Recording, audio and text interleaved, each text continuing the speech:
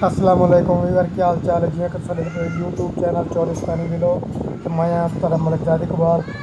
तो सारे चैनल जो नवे आ गए सारे चैनल को सबसक्राइब कर गिनो तो बैल आइकन को ऑल कर गिनो ताकि सारी आने वाली वीडियो तक सब तो पहले पहुँचे। ये असी जनरेटर वाली चक्की है, मतलब कि लाइट ना हो तो जनरेटर पर चलेंदे। तो ये माहौल है। तो सारे चैनल को सबसक्राइब कर गिनो तो बैल आइकन को लाजमी ऑन कर गिना ताकि सारी आने वाली वीडियो तक सब तो पहले पहुँचे। तो हुण तक मैं दिखे ना कि जी चलती पी मोटर से ये वापस से चलती है बिजली से।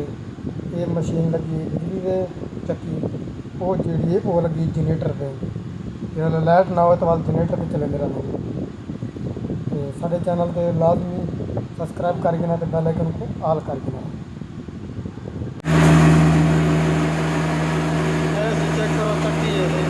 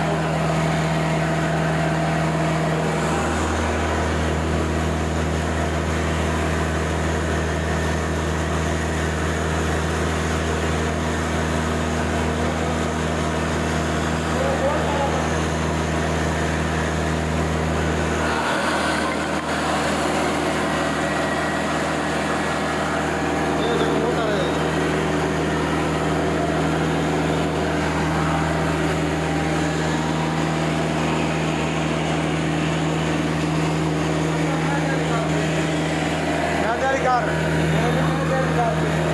बिल्कुल ब्रेक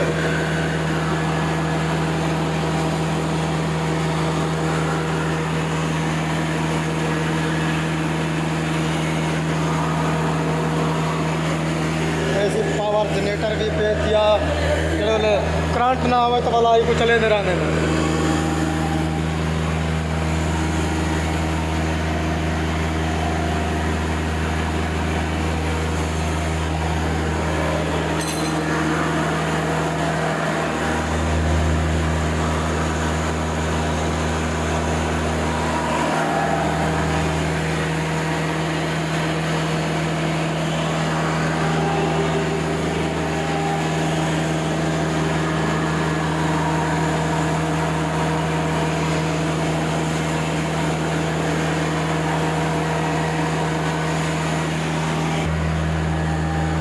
दाने साफ करने वाली मशीन है जिन्हें दाने सही ना हो खराब हो इन्हें छट के जो दाने साफ करेंगे।